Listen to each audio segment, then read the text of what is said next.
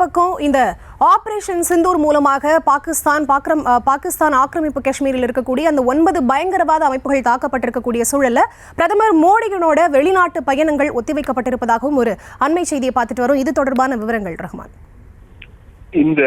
இது வெறும் செய்தியாக மட்டும் நாம் பார்க்க முடியாது.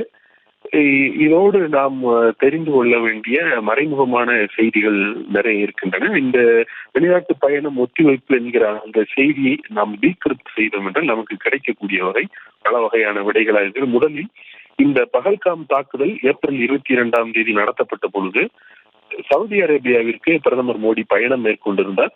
இந்த தாக்குதல் நிகழ்த்தப்பட்டதாக கேள்விப்பட்ட உடனேயே அவர் அந்த சவுதி அரேபிய பயணத்தை கட்சாக் செய்து கொண்டு உடனடியாக இந்தியா திரும்பினார் என்பதை பார்த்தோம். ஏற்கனவே இந்த சவுதி அரேபியா பயணம் என்பது முழுமையடையவில்லை. அதன் பிறகு இந்த மே முதல் வாரத்தில் ரஷ்யாவிற்கு அவர் 2ஆம் உலகப் போரினுடைய வெற்றி கொண்டாட்டங்களில் அந்த வெற்றி தின பேரணியில் பிரதமர் மோடி பங்கேற்பதாக திட்டமிடப்பட்டிருந்தது. அந்த ரஷ்ய பயணமும் கூட ரத்து செய்யப்பட்டதாக பார்த்தோம்.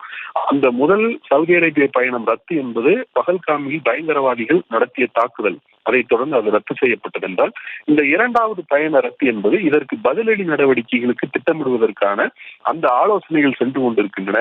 எனவே இந்த நேரத்தில் பிரதமர் வெளிநாடு செல்ல மாட்டார். மாறாக இந்த பயங்கரவாதிகளுக்கும் சரி, அந்த பயங்கரவாதத்தை ஊக்குவிக்கக்கூடிய பாகிஸ்தானுக்கும் ஒரு பதிலடி நடவடிக்கை என்பதற்கு அவர்கள் திட்டமிடுகிறார்கள் என்பதை அது நமக்கு உணர்த்தியது என்றால், இப்பொழுது வேறு பிற வெளிநாட்டு பயணங்களும் கூட பிரதமர் மோடி மேற்கொள்ள இருந்த அந்த உடனடி வெளிநாட்டு பயணங்கள் ஒத்திவைக்கப்பட்டிருக்கின்றன என்பதை நாம் பார்க்கிறோம். குரேஷியா, நார்வே, நெதர்லாந்து நாடுகளுக்கு பிரதமர் மோடி செல்வதாக இருந்த நிலையில் மே 13 முதல் 17 வரையிலான அந்த வெளிநாட்டு பயணங்கள் ஒத்திவைக்கப்படுவதாக அறிவிக்கப்பட்டிருக்கிறது.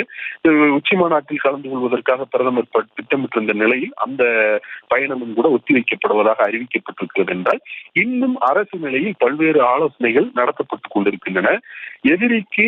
எதிரியினுடைய எதிர்வினை என்னவாக இருக்கும், அந்த எதிர்வினைக்கு தகுந்த என்ன பதில் நடவடிக்கை நாம் எடுக்க வேண்டி இருக்கும், அல்லது ஒரு நிலைமை இன்னும் கூட சிக்கலாக மாறினேயானால் அதற்கு தகுந்த முன்னேற்பாடுகள், முன்னெச்சரிக்கை நடவடிக்கைகள் என்ன என்பது குறித்த ஆலோசனைகள் தொடர்ந்து நடைபெற்று வரும் நிலையில் தேசிய பாதுகாப்பு ஆலோசகர், பாதுகாப்புத்துறை அமைச்சர் ஆகியோர் சென்று சந்திக்கிறார்கள். பாதுகாப்பு விவகாரங்களுக்கான அமைச்சரவை குழு கூடிய ஆலோசனை நடத்துகிறது. இப்படிப்பட்ட சூழலில் இந்த தொடர்ச்சியான ஆலோசனைகள் இருக்கின்றன. அடுத்த கட்ட நகர்வுகள், நடவடிக்கைகள் திட்டமிடப்படுகின்றன. எதிரியினுடைய நகர்வையும் கண்காணிக்க வேண்டியிருக்கின்ற சூழலில் தான் இந்த வெளிநாட்டு பயணம் ரத்து ஒத்திவைக்கப்பட்டிருக்கிறது என்று நாம் கருத வேண்டியிருக்கிறது. இதனுடைய மிக முக்கியத்துவம் என்னவென்றால், வரும் நாட்களிலும் கூட நாம் இன்னும் இது போன்ற பல்வேறு தகவல்களை எதிர்பார்க்கக்கூடும். இந்த நடவடிக்கைகள், பதிலடி நடவடிக்கைகள் அல்லது அரசு பூர்வமான நடவடிக்கைகள் வீச்சாக இருக்கும் என்று எதிர்பார்க்க வேண்டியிருக்கிறது.